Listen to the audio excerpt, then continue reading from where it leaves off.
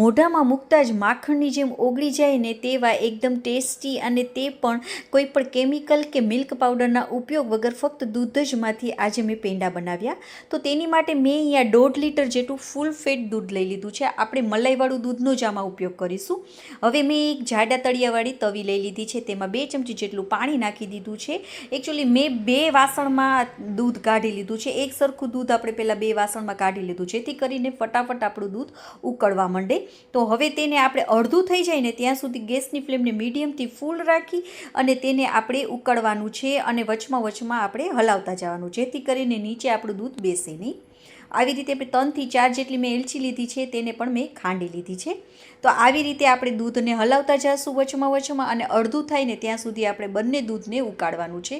તો બંને દૂધ આપણા અડધા થઈ ગયા છે આવી રીતે. તો મેં બંને દૂધને હવે એકમાં જ મિક્સ કરી લીધું છે, જેથી કરીને હવે આપણે એકને જ આપણે ધ્યાન દેવાનું રહે. તો આવી રીતે મેં બંને દૂધને એક કરી લીધા છે. હવે આપણે આ દૂધને પણ વચમાં હલાવતા જઈશું. આજુબાજુ જેટલી મલાઈ તમારે થાય ને તેને કાઢતું જવાનું છે અને અડધું થઈ જાય ને ત્યાં સુધી આપણે દૂધને ફરીથી આપણે ઉકળવાનું છે. એકદમ ઘટ થવા લાગશે અને અડધું થઈ જશે આપણું આ દૂધ. તો જુઓ, એકદમ અડધું મેં કરી લીધું છે આ દૂધને.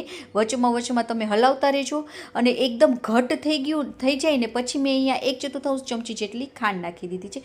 1/4 કપ જેટલી ખાંડ નાખી છે, મીન્સ કે 4 મોટી ચમચી ભરીને મેં ખાંડ નાખી દીધી છે. અને જે આપણે એલચીનો પાવડર કર્યો ને તેને પણ નાખવાનું છે.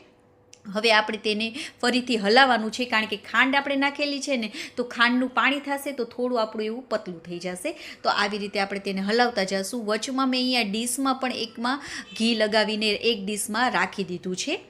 તો જુઓ, એકદમ એવું આપણું ઘટ થવા માંડ્યું છે. તો હવે તમે કન્ટિન્યુઅસલી તેને હલાવજો. સાથે મેં 1 ચમચી જેટલું ઘી નાખેલું છે, કારણ કે હવે કન્ટિન્યુઅસલી હલાવજો, કારણ કે તળિયે જો ચોટવા માંડશે ને તો તે આપણું નીચે બેસવા માંડશે અને બળી જશે માટે. અને હવે તવીને ચોટતું બંધ થઈ જાય ને ત્યાં સુધી આપણે તેને હલાવવાનું છે અને બધું મિશ્રણ આપણું એકદમ સરસ એવો માવો છે ને ભેગો થવા માંડશે. તો જુઓ, તવીને ચોટતું પણ બંધ થઈ ગયું છે ને માવો આપણો ભેગો થઈ ગયો છે ને તેની સુગંધ તો એટલી સરસ આવવા માંડી છે ને તો આપણને આમ જોતા જ આમ ગરમા ગરમ ખાવા માંડી તેવું મન થઈ જશે. તો જો આપણો એકદમ સરસ એવો માવો બનીને તૈયાર છે. તો આપણે ઘી લગાવેલી ડીશ હતી ને તેમાં કાઢી લેવાનું છે અને હવે આપણે તેને થોડું આપણું ઠંડુ થાય ને ત્યાં સુધી આપણે તેને ઠંડુ કરો. નવસેકું થઈ જાય ને ત્યાં સુધી ઠંડુ કરી લેવાનું છે. પંખા નીચે બિલકુલ ના રાખતા, એમનેમ જ તેને ઠંડુ થવા દેજો. તો જો આપણે આવી રીતે હાથ લગાવી શકીએ ને તેટલું આપણે ઠંડુ કરવાનું છે, એકદમ ઠંડુ પણ ના કરી લેતા. તો હવે તેને એકદમ એવું મસળી લેશું અને લોટ જેવું કરી લેશું, જેથી કરીને બહાર કેવા લીસા પેંડા મળે તેવા થઈ જશે. એકદમ એવું મસળી લેજો અને લોટ જેવું આવું તમારે થઈ જશે. તો જો એકદમ સરસ એવું આપણું આ લોટ જેવું બંધાઈ ગયું છે ને નીચે ચોંટતું પણ નથી. આપણે ઘીવાળી ડીશમાં જ રાખવાનું, જેથી કરીને બિલકુલ પણ ચોટશે નહીં. હવે એક જ સરખા પેંડા કરવા માટે મેં આ એક સરખા લુવા કરી લીધા છે. આવી રીતે આપણે એક સરખા લુવા કરશો ને તો એક જ સરખા આપણા પેંડા બનીને તૈયાર થઈ જશે. તો હવે આપણે પેંડાને આવી રીતે વાળી લેવાના છે. બધા લુવા થઈ જાય ને એટલે આપણે આવી રીતે તેને વાળી લેશું.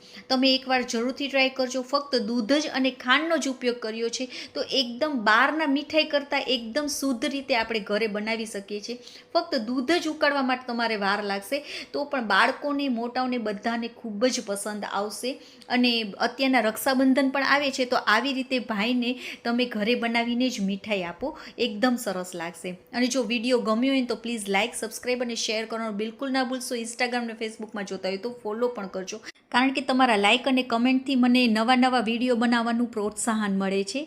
તો જરૂરથી તમે લાઇક અને કમેન્ટ કરજો. તો આપણે ફરીથી કાલે મળીશું. ત્યાં સુધી બાય બાય. જય માતાજી.